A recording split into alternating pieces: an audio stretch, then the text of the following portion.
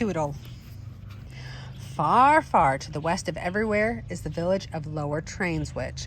All the baby locomotives go there to learn to be big locomotives. The young locomotives steam up and down the tracks, trying to call out the long, sad toot of the big locomotives. But the best they can do is a gay little toodle. Lower Trainswich has a fine school for engineers. There are lessons in whistleblowing, stopping for a red flag waving, puffing loudly when starting, coming around curves safely, screeching when stopping, and clicking and clacking over the rails. Of all the things that are taught at the Lower Trainswich School for Locomotives, the most important is, of course, staying on the rails no matter what. The head of the school is an old engineer named Bill. Bill always tells the new locomotives that he will not be angry if they sometimes spill the soup pulling the diner, or if they turn the milk to butter every now and then, but they will never be good trains unless they get 100 A+ in staying on the rails no matter what. All the baby engines work very hard to get 100 A+ in staying on the rails. After a few weeks, not one of the engines in Lower Trainswich School for Trains would even think of getting off the rails, no matter what. One day, a new locomotive named Tootle came to the school. "Here is the finest baby I've seen since old 600, thought Bill. He patted the gleaming young locomotive and he said, "How would you like to grow up to be the flyer between New York and Chicago?" "If a flyer goes very fast, I should like to be one," Tootle answered. "I love to go fast. Watch me." He raced all around the roundhouse. Good, said Bill. "You must study whistleblowing, puffing loudly when starting, stopping for a red flag waving, and pulling the diner without spilling the soup. But most of all, you must remember staying on the rails no matter what. Remember, you can't be a flyer unless you get 100 A+ in staying on the rails." Tootle promised that he would remember and he would work very hard, and he did too. He even worked hard at stopping for a red flag waving. Tootle did not like these lessons at all. There's nothing a locomotive hates more than stopping. But Bill said that no locomotive ever kept going when he saw a red flag waving. One day, while Tootle was practicing for his lesson in staying on the rails no matter what, a dreadful thing happened. He looked across the meadow he was running through and saw a fine, strong black horse. "Race you to the river!" shouted the black horse, and kicked up his heels. Away went the horse. His black tail streamed out behind him and his mane tossed in the wind. Oh, how he could run! "Here I go," said Tootle to himself. "If I am going to be a flyer, I can't let a horse beat me," he puffed. "Everyone at school will laugh at me." His wheels turned so fast that they were silver streaks. The cars lurched and bumped together, just as Tootle was sure he could win. The tracks were making a great curve. "Oh, whistle!" cried Tootle. "That horse will beat me now. He'll run straight while I have to take the great curve." And then the dreadful thing happened. After all that Bill had said about staying on the rails no matter what, Tootle jumped off the tracks, and he raced alongside the black horse. The race ended in a tie. Both Tootle and the black horse were quite happy. They stood on the bank of the river and talked. "It's nice out here in the meadow," Tootle said. When Tootle got back to school, he said nothing about leaving the rails, but he thought about it that night in the roundhouse. "Tomorrow I will work hard," decided Tootle. "I will not even think of leaving the rails, no matter what." And he did work hard, and he practiced tootling so much that the mayor himself ran up the hill, his green coattails flapping, and said that everyone in the village had a headache, and would he please stop tootling. So Tootle was sent to practice staying on the rails no matter what. As he came across that great curve, Tootle looked across the meadow. It was full of buttercups. "It's like a big yellow carpet.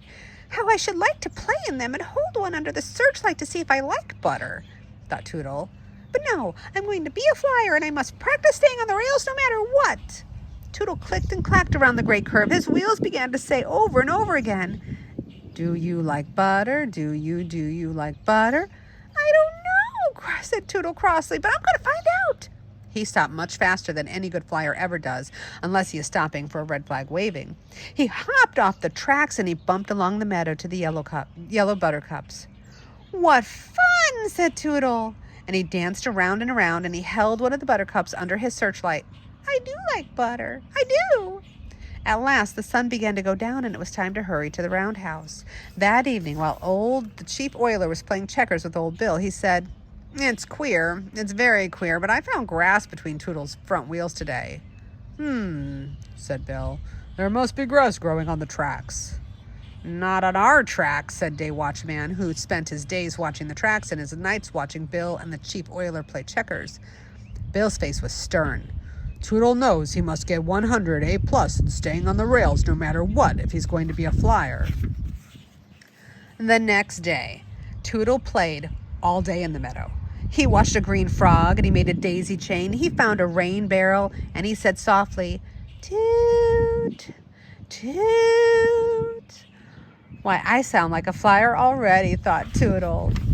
That night, the first assistant oiler said he had found a daisy in Tootle's bell. The day after that, the second assistant oiler said that he found hollyhock flowers floating in Tootle's 8 bowls of soup. And then the mayor himself said that he had seen Tootle chasing butterflies in the meadow.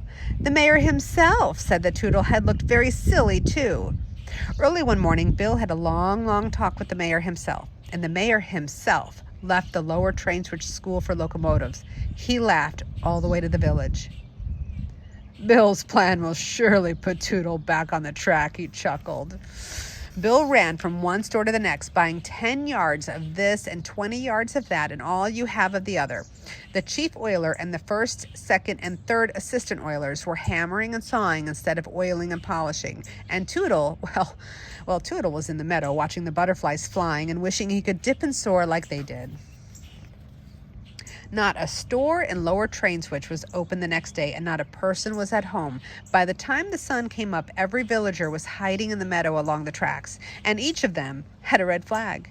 It had taken all the red goods in Lower Train Switch and hard work by the oilers, but there was a red flag for everyone. Soon, Tootle came tootling happily down the tracks. When he came to the meadow, he hopped off the tracks and rolled along the grass. Just as he was thinking about what a beautiful day it was, a red flag poked up from the grass and it waved hard. Tootle stopped, for every locomotive knows you must stop for a red flag waving. "I'll go another way," said Tootle. He turned to the left and he came to another waving red flag, this time from the middle of the buttercups. When he went to the right, there was another red flag waving. There were red flags waving from the buttercups and the daisies under the trees near the bluebird's nest, and even one behind the rain barrel. And of course Tootle had to stop for each one, for a locomotive must always stop for a red flag waving. "Red flags," muttered Tootle. "This meadow is full of red flags. How can I have any fun? Whenever I start, I have to stop. Why did I think this meadow was such a fun place? Why don't I ever see a green flag?" Just as the tears were ready to slide out of his boiler, Tootle happened to look back over his coal car. On the track stood Bill, and in his hand was a big green flag. "Oh," said Tootle. He puffed up to Bill and stopped. "This is the place for me," said Tootle. "There is nothing but red flags for locomotives that get off their tracks." "Hooray!" shouted the people of Lower Train Switch and jumped up from out of their hiding places. "Hooray for Tootle the flyer!" Now Tootle is a famous 2 miles a minute flyer. The young locomotives listen to his advice. Work hard, he tells them. Always remember to stop for a red flag waving, but most of all, stay on the rails, no matter what.